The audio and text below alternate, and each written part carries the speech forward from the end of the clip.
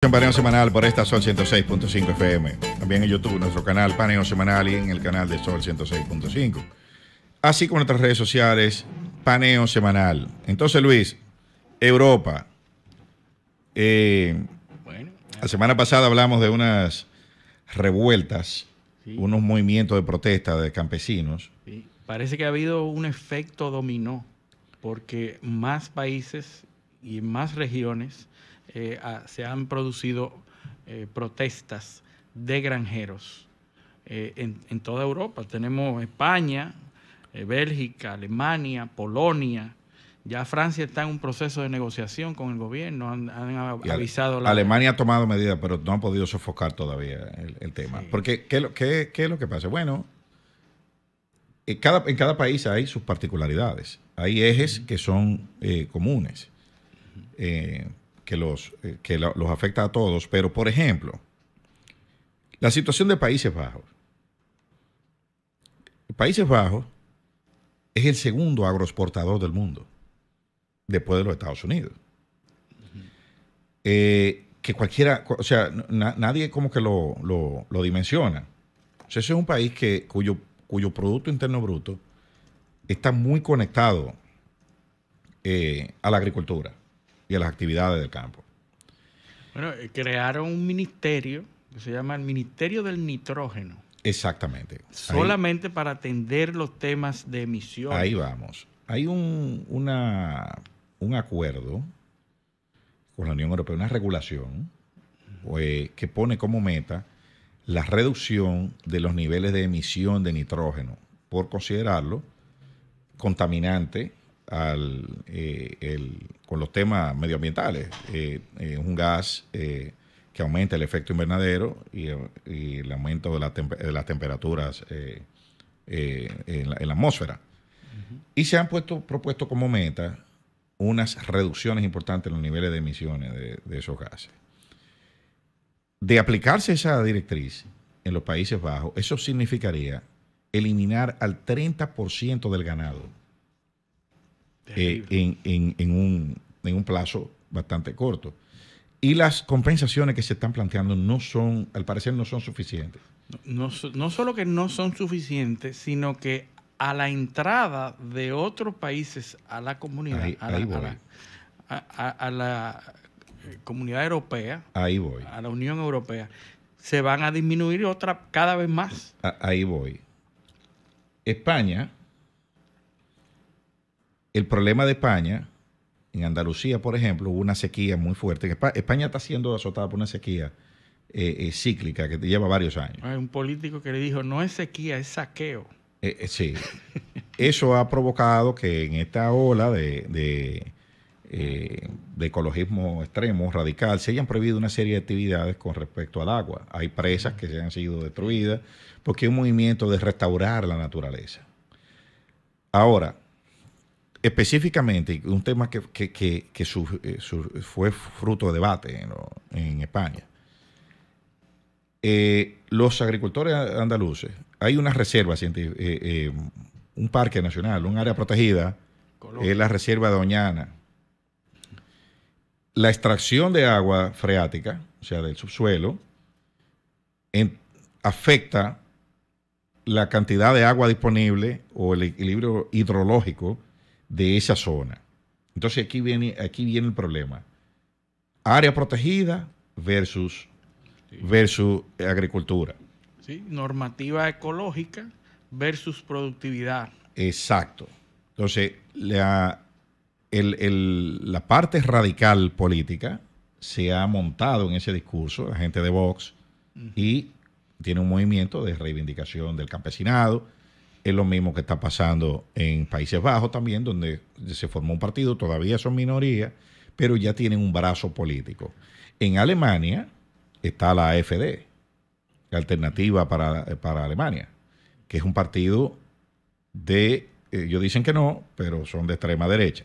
Porque ¿qué ha pasado en Alemania? En Alemania se le ha reducido, se le colocó un impuesto al diésel, ha aumentado los costos energéticos por el tema de Ucrania y se eliminaron unas exenciones a los vehículos agrícolas.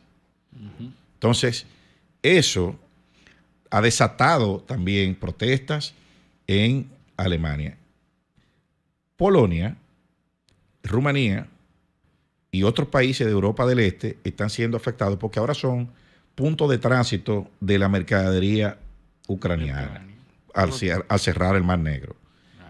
Mira cómo van todos. Ucrania afecta y amenaza el comercio y la agricultura de esos países. Recordemos que Hungría tenía un bloqueo para la emisión de fondos para Ucrania. Exactamente. Que debían, como es miembro de la Unión Europea, todos tienen que estar de acuerdo. Tiene que ser unánime. 50.000 millones de euros estaban bloqueados por temas que también tienen que ver con el campesinado y con la producción agropecuaria.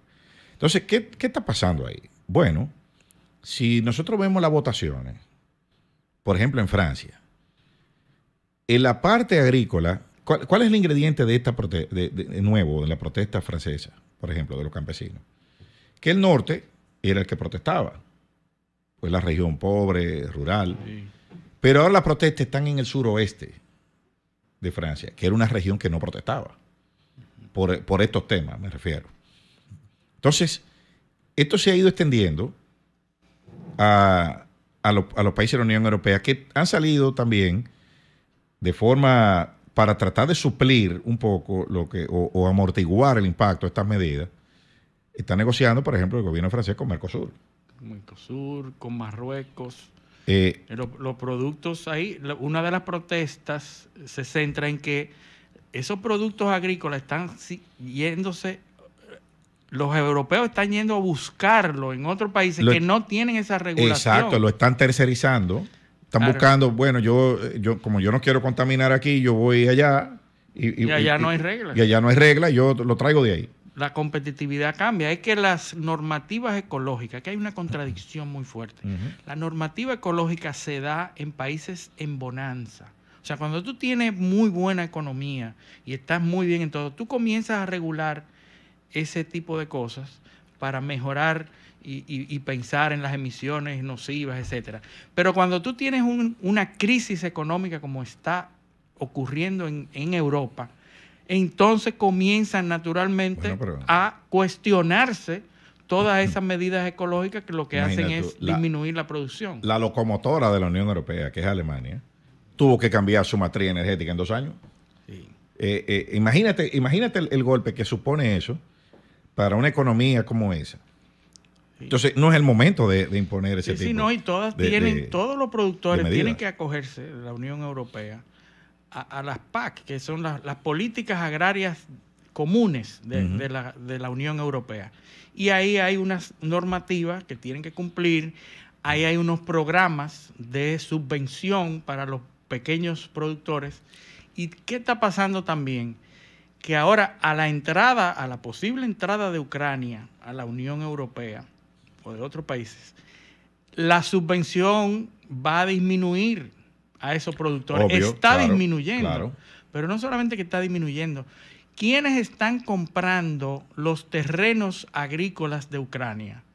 Las grandes corporaciones norteamericanas. Así es. La están comprando a precio de guerra. Sí. ¿Verdad? Sí. Y esas grandes corporaciones que están en Wall Street están comprando terrenos para hacer agricultura. Pero la están comprando grandes, no son pequeños productores como antes. Sí, economía de escala. Economía de escala. Entonces, esa gente inteligentemente, Blackstone y todos esos fondos de inversiones, están comprando terrenos para producir cuando todo esto termine, cuando la guerra termine. Entonces, ese tipo de amenaza es las que tiene esos productores pequeños de Europa. Que por cierto, hay el tema de Ucrania parece que está lejos de concluir. Bueno. La situación se ha puesto difícil para Ucrania.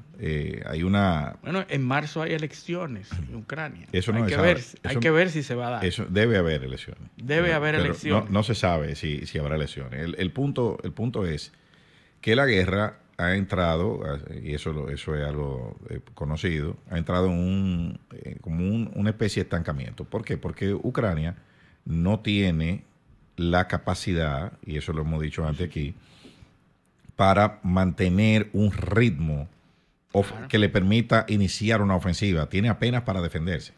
Por ejemplo, hay un... Eso fue lo que dijo el general Valery Zaluzny, Zaluzny. Valery Zaluzny, que lo dijo a la BBC. el general, lo dijo en la BBC, no tenemos cómo mantener el ritmo, no tenemos... Una frase lapidaria. Dijo, no se puede ganar una guerra con armas ajenas. Con armas ajenas y O sea, sin capacidad de suplir los consumibles. Para que se tenga una idea, Ucrania necesita de un tipo de munición X, de 155 milímetros, que son los obuses, los cañones, necesita 200.000 piezas mensuales. Sí.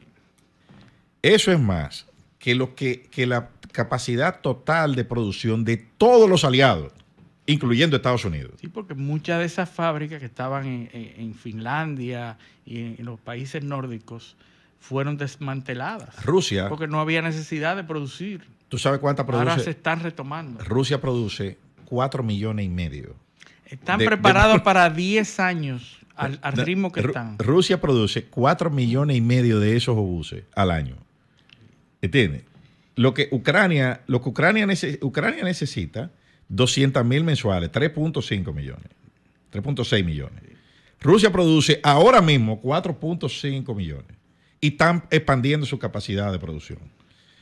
Por ejemplo, Rusia produce unos 300 y pico de misiles de mediano alcance mensuales. O sea, los aliados están en capacidad de suministrarle unos 30 o 40 misiles de esos a Ucrania mensuales. O sea, es que no hay forma. Y si lo mides en el número de efectivos, Rusia puede incorporar 150.000 efectivos mensuales al frente de batalla. No hay duda. Ucrania está mandando la media de entrenamiento de un soldado ucraniano. Son 5 semanas. En la Segunda Guerra Mundial, o sea, fíjate por dónde me fui. En la Segunda Guerra Mundial, un soldado inglés entrenaba 20 semanas. Los soldados que están mandando al frente ucraniano entrenan 5 semanas. Increíble, de cero a cero. ¿Entiendes? Entonces, esa guerra es imposible. Es imposible de ganar. Claro, la van a extender dándole ayuda financiera para que resistan. Pero eso de una ofensiva ucraniana, lo veo... No lo veo imposible, pero lo veo improbable. Se está preparando la recapitulación. Ya Rusia tiene hasta el río Dnieper y Sí. se habla de que parte de las negociaciones va a ocupar todo el sur, eliminando el acceso de Ucrania al Mar Negro. Eso es lo que se está hablando. Creo que así es que va a quedar eso. Bueno. Lamentablemente para... Yo no sé lamentablemente, porque aquí no sabemos qué es lo que nos conviene hasta que no pasa. Pero las cosas son así.